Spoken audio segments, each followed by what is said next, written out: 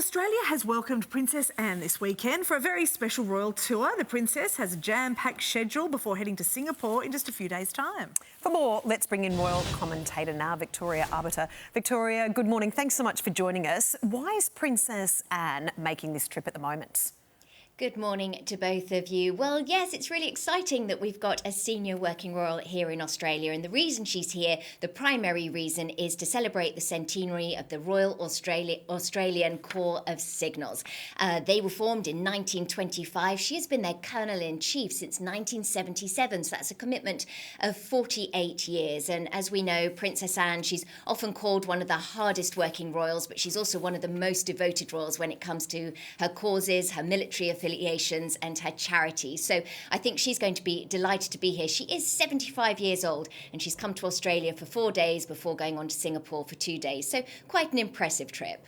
Yeah, it's all been a little bit weird, though, in the communication around this, Vicky, because usually with a royal tour, you know, we get detailed media, get a detailed list of what's happening.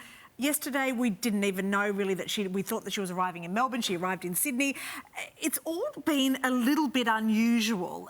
Why do you think that is? It really has. It's been very hush-hush because normally a couple of days in advance, Buckingham Palace would have issued a breakdown of what was happening on day 1, then day 2, day 3, and so on. Usually when it's this tight-lipped, there could be a couple of issues at play, either security surrounding the event in question, but I think in this instance it could well be due to sensitivities related to the occasion. Now, what it is she's going to be in Melbourne, I don't know, they haven't said, but it is the Remembrance commemorations going on this weekend as well, right up until Armistice Day, which is on Tuesday, November 11th. So it's possible that in tribute and out of respect to veterans' families, that there is some sensitivity and that's why they're keeping things quite so hush-hush. I wish I could give you more than that. I simply can't. But Remembrance Weekend is arguably one of the most important weekends on the royal calendar. Princess Anne is going to be laying a wreath at the Anzac Memorial today.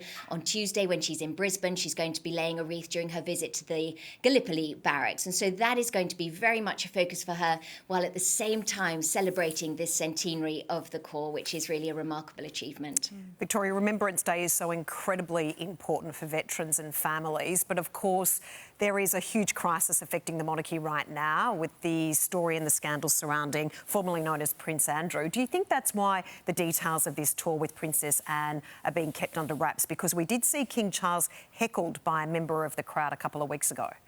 Yeah, you know, it's interesting. The former Prince Charles, now King Charles, he's been heckled on multiple occasions and he actually is a firm believer in people's right to protest, so that won't have bothered him. But I certainly think the sceptre of the former Prince Andrew is hanging over everybody. Just in Brazil last week, Prince William was there for COP30, also for engagement surrounding his Earthshot Prize, and he was interviewed by a well-known journalist and she was sort of trying to lead him onto the former Prince Andrew scandal. And William, he's very skilled. He managed to steer that conversation right back to Earthshot. And I think Princess Anne, similarly, is going to have short shrift when it comes to anything related to Andrew, because she's going to want to keep the focus on the people that she's meeting. You quite rightly pointed out the importance of those veterans. So it's veterans, current serving men and women from the armed forces, as well as their family members, and paying tribute to those who have been lost in battle. And so I think really it is imperative that focus remain on the Remembrance commemorations, albeit with that big black cloud that is the former Prince Andrew. She must be absolutely livid with him, you know, when she's out there actually doing good work. All right, thanks very much, Vicky. Thank you.